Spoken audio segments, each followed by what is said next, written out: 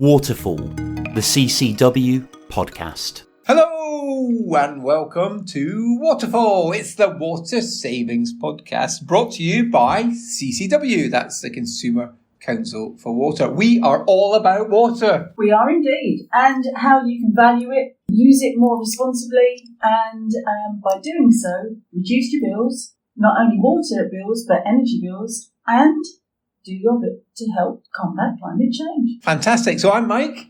I'm Karen. And we've got a great episode for you today. It is called Know Your Rights. I feel the urge. It's like thump the table. Know your rights. I'm breaking our equipment here by doing that. But know your rights. And I think it's one of these things that people don't really know, that they have rights. You know, when it comes to the water and sewage services, they have rights. Know your rights. So I just think that's so important. And it actually fits in with the theme we were talking about a few weeks back when we were talking about the relationship that people have with their water company, that you're going to be much more inclined to do your bit to save water if you have a high opinion of your water company and you think that they've got your back. And actually knowing your rights is part of that, because if a water company looks after you well, if things go wrong, then it's not rocket science. That's going to build goodwill between a person and their company and increase their motivation to do their part to help save water in the home. Before we get into the detail of this episode though, Mike, you were watching something the other day on YouTube that you said you wanted to sort of raise with us. So perhaps you'd like to talk a little bit about that? Karen, this is instantly making me nervous that you're prying into my YouTube history. I thought I deleted that from my phone, but yeah, there was something that was actually really, really interesting that you can find that the BBC did, which was asking the question whether it was cheaper to join a gym just so you can shower there than paying the cost of showering at home. Now, they did their sums, and actually, this is how sad I am, Karen. I checked that their sums were right. So they were. I expect nothing less, by the way. Lots of rigour going into this. But what they were saying was, if you have an 8-minute shower, that's roughly £14 a month. And that figure's about correct, because it obviously varies a little bit from company to company, because water charges vary a bit from company to company. So 8-minute showers every day, that comes to roughly £14 a month for your water charges and, of course, your energy charges associated with heating and water. But gyms typically charge £40 a month, 40, not 14. So therefore, it's quite clearly it's more sensible not to just join a gym to go for a shower. It was worth just doing it at home. But the fact they were asking the question, I thought was really good, because it means that people are actually beginning to ask, what is this costing me? What is the things I'm doing in the home that involve water and energy? What are they costing me? So I think it was great they were asking that question. There is a slightly different take on that as well, because if you were already a member of the gym, then clearly why don't you shower at the gym and save that money from showering at home? But that's a different question altogether. So, I run into work occasionally and I will shower at work. That's great. It's one less shower at home. So that's really good. I suppose what it does show is the importance of just giving your water use that little bit of time to think about it. Because I think, one of the problems that, most of us have is, we lead busy lives. And we actually kind of use water in a very sort of unconscious way. Oh, yeah, absolutely. And we're not asking ourselves a question about actually what is this activity costing me? And I suppose this is where it can all add up. And all those little activities that you don't think anything about can all add up and suddenly equal quite a lot of money. Right, so before we get into the meat of today's show, and I'm excited because we got one of my favourite guests back on. I think Steve Greby is now, possibly in relegation territory. Super Janine is coming back on.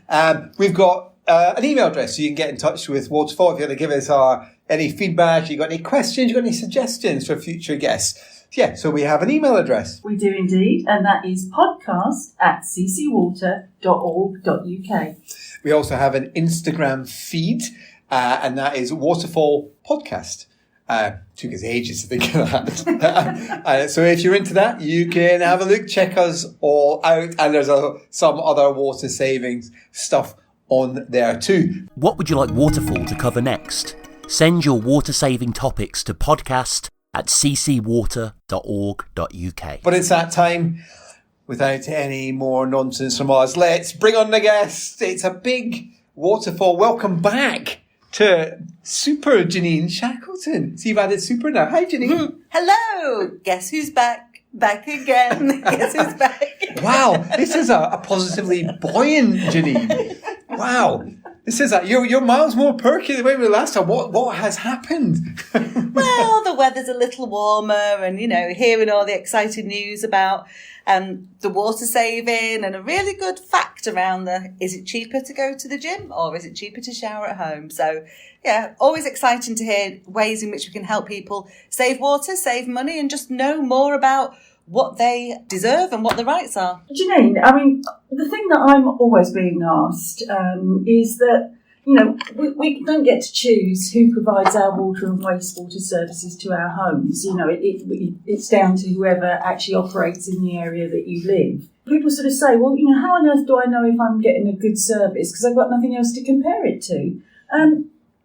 What is it that people can reasonably expect from their water provider? It's a really good question. And I think, as a customer, what you should expect is accurate bills from your company. You should expect to get value for money. So they're keeping their end of what they say they're going to be investing the money from your bills into, making sure that your supply is safe.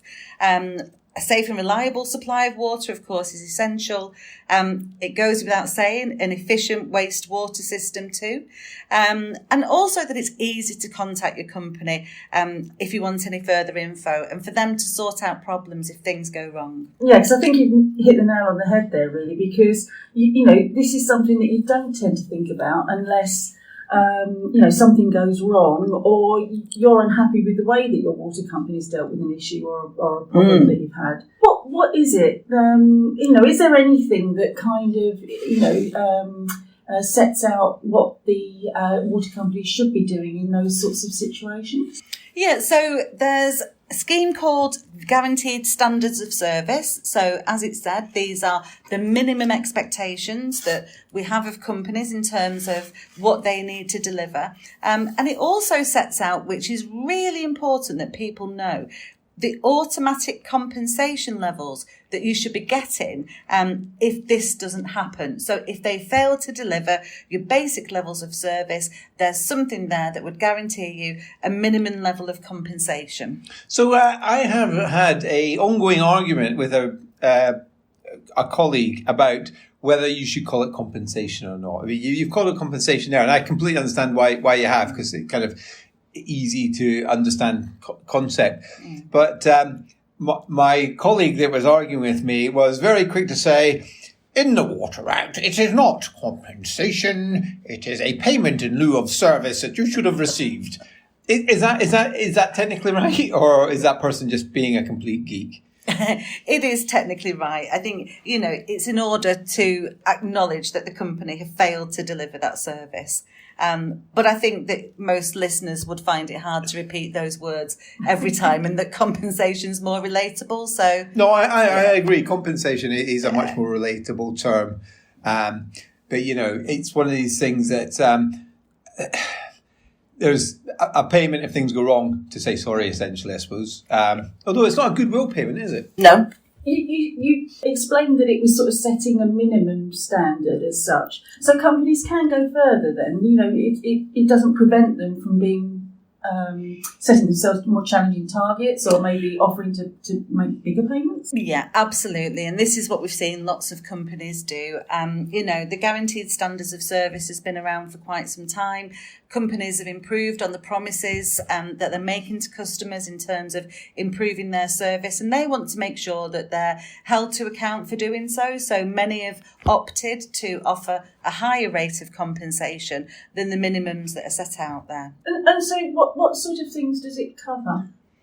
So I'm sorry, I'm laughing because everyone listening will be like, just tell me the money. Just go straight. Stop this chat about whether it's called compensation or guaranteed standard. Just tell me what money I'm going to get if things go wrong. Cut to the chase, Janine. Well, we'll go through a few examples. So, quite a lot of us have worked from home for different reasons over the past few years. And I'm sure you will acknowledge that nothing is more annoying than when you are sat at home waiting for an appointment and it isn't kept. and they just don't turn up and you've been expecting them. So in the guaranteed standards, there's a couple of payments that are made. So the water companies need to notify you when they're coming and advise you of a specific 2-hour time slot. And they also need to turn up when they say they will. And if they don't, they need to pay you £20. So, that acknowledges a lot of those frustrations and hopefully encourages companies to tell you when they're coming, give you a time slot, and also turn up when they say they will. Another example is bills. So if you don't think your bill is accurate and you write to query that the bill's correct, they've got to send you a substantive reply that answers your concerns in 10 working days. And if they don't, again, they pay you £20. Likewise, if you're writing to ask to make a payment arrangement change and the company can't meet this, and they've got to reply in 5 working days, if they don't, £20 again. So they might seem like small amounts, but actually it's reflective of the cost of the water bill, but also of the impact on you. So if you have a problem and you need to complain, the company needs to get back to you in 10 working days with a full reply. And if they don't, that's another £20 too. So they're more of the when the service goes wrong. You've also got elements that you start to look at, which, as you said, Mike, tell me what the money's going to be. So an example of where you may get a higher payment. So sewer flooding, it's very distressing if somebody gets sewer flooding that's entered into their home. And if that happens, the company must pay you the equivalent of your annual sewerage charge. And if that's less than £150, they need to pay you £150. That's the minimum. So it will always be, if the sewerage has entered your home, £150 or more. If it enters your garden and it affects the use of your garden or entering into your home again, the company's got to pay you the equivalent of 50% of your sewerage charge. So you start to see some, significant amounts of money as the impact gets more. So on that point, on sewage, if someone's listening to this and isn't familiar with any of this, I suspect a reaction, and an understandable reaction, is, hold on, you've just said that if sewage gets in my home, which is pretty disgusting, horrible thing to happen, all I'm getting back is my sewage bill. But what about my favourite stuff that's just wrecked from all this sewage that's come out? Yeah, so there is obviously the insurance route in terms of where customers can turn to with that.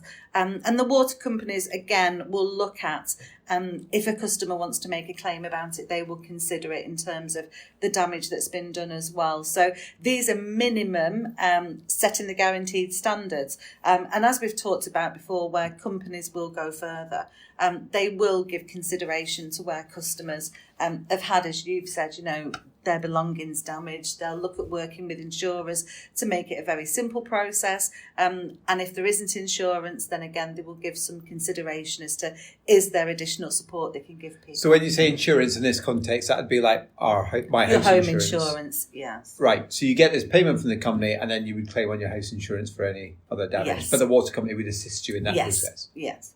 Okay. I'm sure that will raise eyebrows in terms of people who aren't familiar with this, in terms of saying, well, the water company did this to me. Why isn't my insurance? Yeah.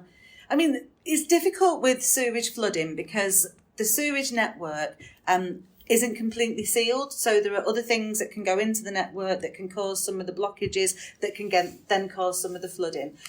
So, when we talk about some of the surprising things that you find in the rivers or feeding into sewers, or even some of the things that the water companies have found in their own sewage networks, we're looking at inflatable toys, we've got Zimmer frames, there's all sorts of things. They can all add to it. So in some ways, they are responsible for the treatment of it once it reaches it, but there are other third parties that could affect how that flooding has been caused. So if a water company's pipe bursts, so fresh water starts flooding everywhere, you see these big gushers, you see them on the news, and you see this happening. It's happened quite a lot in London, where basically the water pipe bursts and it causes a flood, and then it damages people's property. What happens in those cases then? So in those cases, the water company would get their insurers in terms of looking at the damage that's been done. There'd be loss adjusters that's on site. And they do a really good job with this. They arrive really promptly and, make sure that they're supporting the customer through the damage that's been caused by their assets. So it's quite interesting, isn't it? So if it's sewer flooding, it's kind of your own insurance, but if it's a water pipe bursting, it's the water company's insurance. Quite different situations. It is, and I can see why it can get confusing. It's an anomaly that was set up when the Water Act was set up. So, it is something where I can completely understand why people get confused, and actually it's something that we want to question. So that's baked in on law, not water company's discretion. No, that's baked in law. Wow. There are some examples that we've had where the companies have actually sort of responded really well, haven't they, in major events, and even to the extent of rehoming people temporarily and things like that. But I think this is where companies can really excel and really show, and it goes back to your point, Mike, about building positive relationships. When people are in such a desperate situation as in some of these circumstances, whether it's on the wastewater side or the water side, the more they can do to support their customers through those awful experiences, the better the company will be viewed. Absolutely. And I think it demonstrates, another way that companies can demonstrate that they've got the customer at the heart of their culture. We've talked about, what the companies can do above and beyond the guaranteed standards scheme. Where could somebody go to find out about just what their companies offer by way of performance and compensation? Yeah, so those details will be on the company website, and they'll be under their codes of practice, if you search for that, and also if you search for guaranteed standards as well.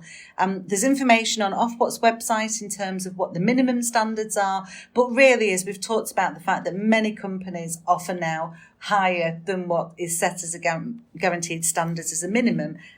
Check on the company website. If you don't have access to the website, call the company, because they'll have a version that they can post to you as well. Oh, that sounds really good. So if there's been an incident, or, customers have cause to complain, and they don't actually think the company has complied with the standards that they should do, what can somebody do about that? Well, the first thing that I would say is write to the company to complain, because, as you know, if they don't then respond in 10 working days, then you'll get a payment for that of £20. So always think about, where you can get the best service. But, tell the company that you've not got the right service from them, complain about it. If you're not happy with their response, then follow the complaint process. And ultimately, you can come to ourselves as well, and we can look to see if we can resolve it. And are these payments automatic, or do you have to apply for them? They are automatic. That's good. That's nice. That's in the customer's interest then. You don't have to go to any hassle to do that. And just can you just quickly run down in terms of operational stuff? Like I'm guessing you get payment if there's interruptions, right? Yeah. So what sort of operational failures would you get a payment for? So interruptions to supply. I'm really good at interruptions on this podcast. All of them live in time. Karen, it's a good job you don't have to make any payments for that. I'd be broke.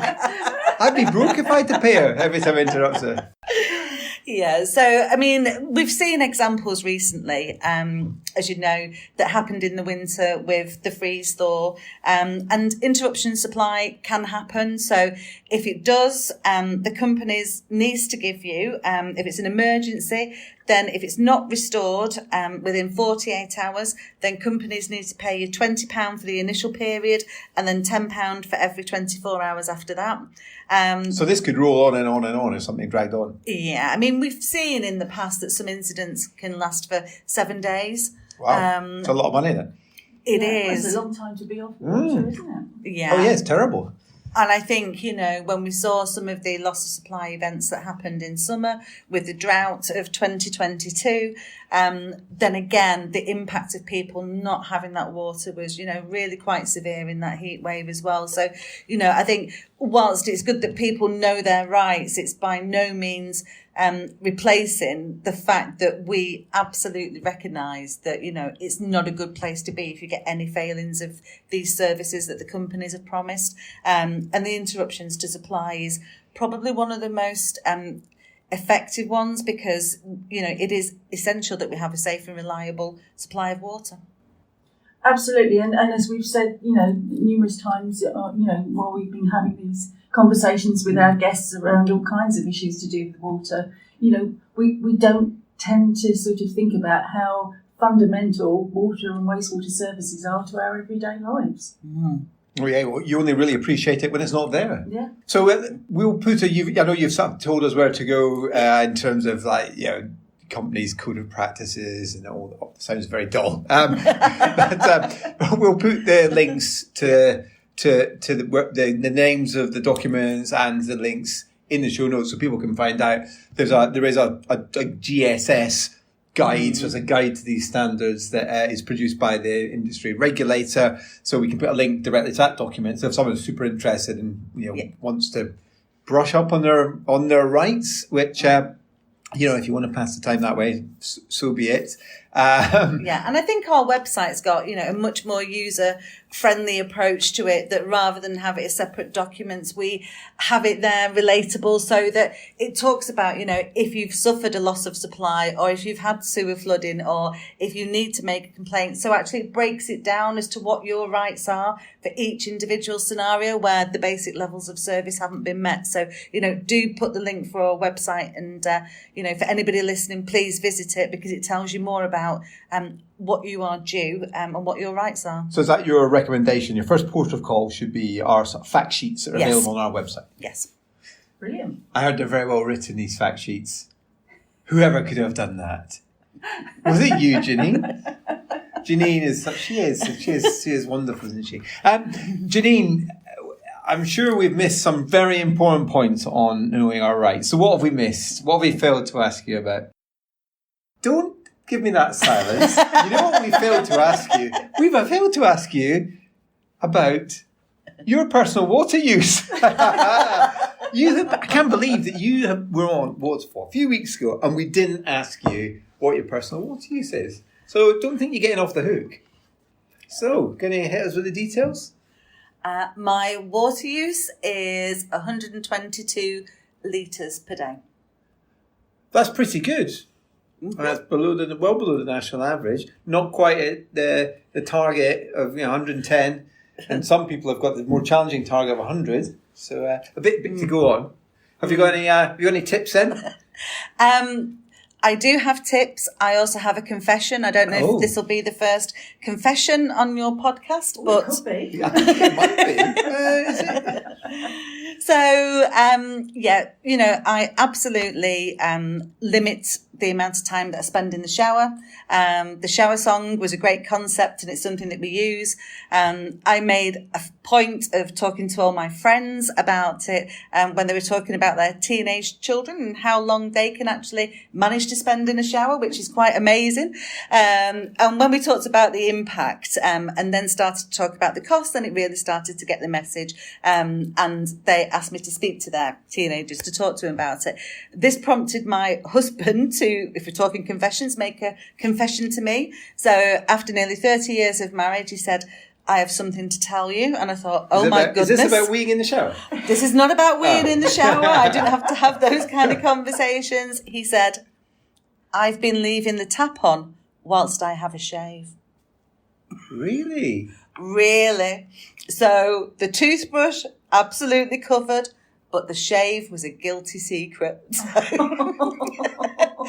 But then it brings it to my confession. So like I said, I use a lot of recycling the water that I use for cooking, for example, on the plants and things. But in order to have some cost savings and have a staycation one year, I bought a hot tub and I fill my hot tub up once a year.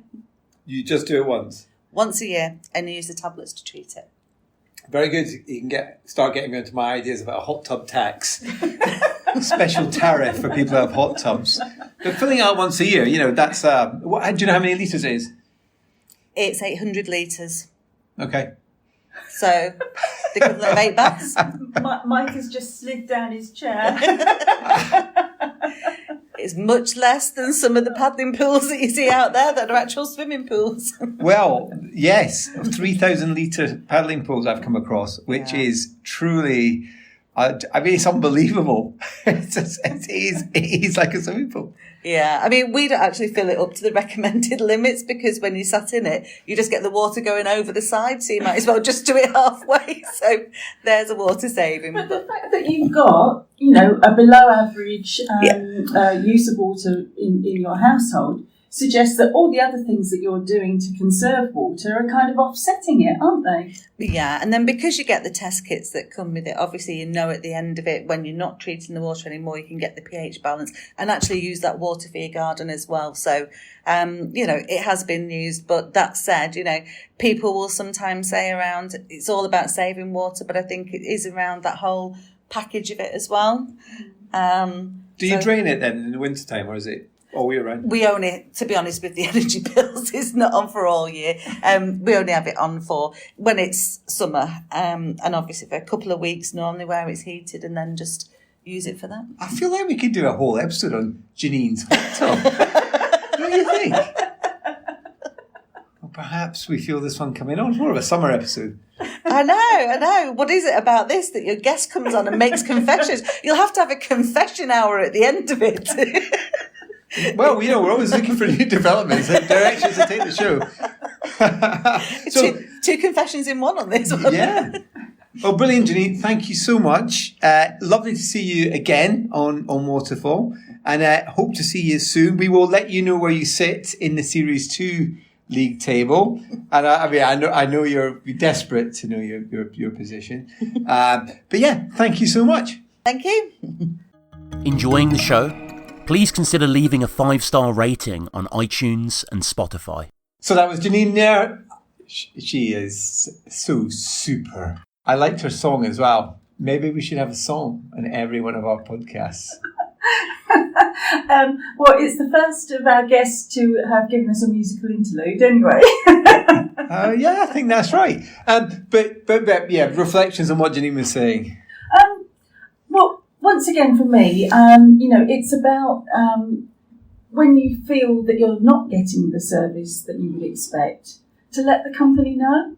Because I think, companies want feedback from their customers. It's the only way that they can really ever hope to improve the service delivering. So, the more people that are prepared to make the effort to let them know when things aren't quite right, it's worth the effort. Yeah, you're essentially saying don't suffer in silence, which is really good advice. I mean, the other thing that struck me is that obviously when we're talking about a list of basically regulations that set out your rights, so that isn't exactly the most exciting topic. But I think the key takeaway is knowing that you do have rights and knowing where to find them. So that actually, if you do have issues, you know where to check and say, hold on, what I'm receiving isn't shaping up to what I should be getting. And knowing actually that there is a system in place that means actually you will get some money back if you're being let down on certain elements of service. So to me, that's really important. Yeah, and it sounds as though, the way that we've got it on our website is a lot easier read than it will be if you go to the regulators. Yes, probably not. I think that's a pretty safe bet that our website's going to be much more useful, much more accessible, easier to read, and a nicer colour palette, obviously. So we're running out of time on this episode of Waterfall. Don't forget, you can get in touch, give us your feedback, any questions, any comments, suggestions for future episodes. We have an email address. It's podcast@ccwater.org.uk. After all that intensive training, you're now getting very good at this. And don't forget, you can check us out on our Instagram feed as well. You can see what Janine looks like. How exciting. But that's it. We're out of time. So thank you so much for listening. It's goodbye from me, Mike. And it's goodbye from me, Karen.